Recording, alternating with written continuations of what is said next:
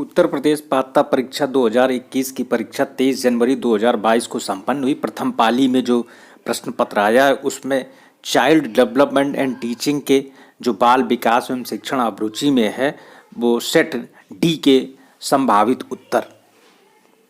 पहला प्रश्न है कि मूल प्रवृत्तियों को चौथा प्रकार से ये किसने बताया है, तो इसका सही उत्तर है ए मैकडूगल ने।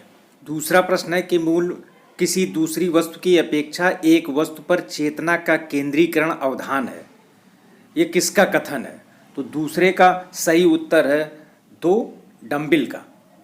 तीसरा प्रश्न है कि निम्नलिखित में किसका नाम सुजन शास्त्र के पिता से जुड़ा हुआ है, तो इसका सही उत्तर है ए गाल्टन। अगला चौथा प्रश्न है कि 12 से 16 वर्ष के बालकों के दिल्ली में डॉक्टर एस जलोटा का कौन सा परीक्षण है, तो चौथे का सही उत्तर है ए साधारण मानसिक योग्यता परीक्षण। अगला प्रश्न है पांचवा कि बुद्धि के द्विकारक सिद्धांत का प्रतिपादन किसने किया था, तो इसका सही उत्तर है ए स्पीयरमैन ने बुद्धि के द्विकारक सिद्धांत का प्रतिपादन किया था। छठा प्रश्न है कि ब्लूप्रिंट किसका महत्वपूर्ण घटक है, तो इसका सही उत्तर है पहला, परीक्षण की वैधता के लिए ब्लूप्रिंट का निर्माण किया जाता है। सातवां प्रश्न है कि विकास की पूर्व संक्रियावस्था में निम्न किसने दिया था, जो पूर्व संक्रियावस्था है इसका जो प्रतिपादन किसने किया था, तो पहला है इसका जीन पियाजे ए। आठवां है MPPI का परीक्षण, तो MPPI जो परीक्षण होता है वो व्यक्तित्व के विकास के लिए होता है, तो इसका सही उत्तर है दो। नवा है अधिगम हेतु निम्न में से क्या सर्वाधिक आवश्यक है, तो अधिगम के लिए सर्वाधिक जो आवश्यक तत्व है वो है अभिप्रेरणा, तो नवे का जो सही उत्तर है वो है दो। शैशव काल का समय शून्य से जन्म से 2 वर्ष का होता है, तो 10वें का जो सही उत्तर है वो है पहला, और 11वें का जो सही उत्तर है वो है तीसरा अधिगम के सिद्धांत। 12वां है कि मैकडूगल के अनुसार मूल प्रवृत्तियां संख्या कितनी होती हैं, तो इसका सही उत्तर है 14, तो आंसर हो गया पहला 1। और 13वें में है कि मानसिक उद्वेलन प्रतिमान का प्रयोग निम्न में किसके शिक्षण में किया जाता है, तो सृजनात्मकता के लिए। 14वां है कि निम्न में किसके प्रयोग में कुत्ता एक विषय था, तो पावलोव 14 का पहला।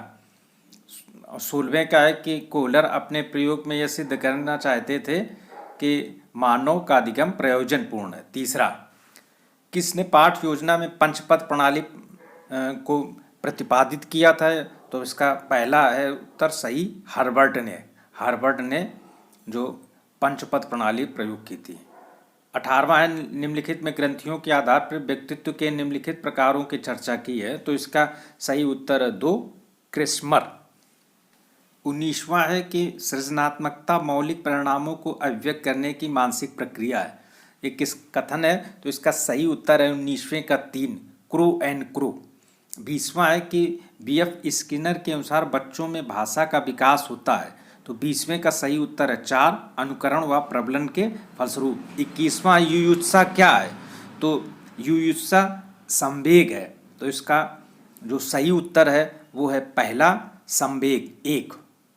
और 22वां है कि बालकों के सामाजिक विकास को प्रभावित करने वाले तत्व हैं, तो सामाजिक परिवेश जन्य जो तत्व होते हैं वो बालकों के विकास जो सामाजिक विकास है उसको प्रभावित करते हैं, तो इसका पहला उत्तर है। 23वां है कि शारीरिक विकास का एक प्रमुख नियम निम्न में से कौन सा है, तो इसका सही उत्तर है मानसिक विकास से भिन्नता का नियम, तो 23 का सही उत्तर है 2। 24वां है कि निम्नलिखित में से कौन सा विकास का सिद्धांत नहीं है, तो समान जो अनुकूलित प्रत्यावर्तन सिद्धांत जो है ये सिद्धांत विकास का सिद्धांत नहीं है। 25वां है कि विकास के परिणाम स्वरूप नवीन विशेषताएं एवं नवीन योग्यताएं प्रकट होती, यह कथन किसका है, तो ये कथन हरलाक का है, तो इसका सही उत्तर है 1। 26वां है कि पूर्व अनुभव के आधार पर संवेदना को अर्थ प्रदान करना कहलाता है, तो प्रत्यक्षीकरण, तो इसका सही उत्तर है 1। 27वां है, सीखने में प्रयास व भूल के सिद्धांत का प्रतिपादन किसने किया था? तो 27वें का सही उत्तर है 4 थॉर्नडाइक। थॉर्नडाइक ने प्रयास व भूल का सिद्धांत प्रतिपादित किया था।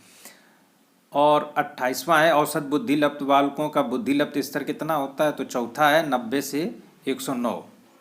और 29वां है, क्रिस्टलीय बुद्धि के प्रतिमान के प्रतिपादक थे। तो 29 का सही है कैटल 2। कैटल ने तरल क्रिस्टलीय बुद्धि के प्रतिमान का सिद्धांत प्रतिपादित किया था। 30वां है, क्रिया प्रसूत अधिगम सिद्धांत का प्रतिपादन किसने किया था? तो क्रिया प्रसूत अधिगम सिद्धांत का प्रतिपादन स्किनर ने किया था। तो सही उत्तर है 3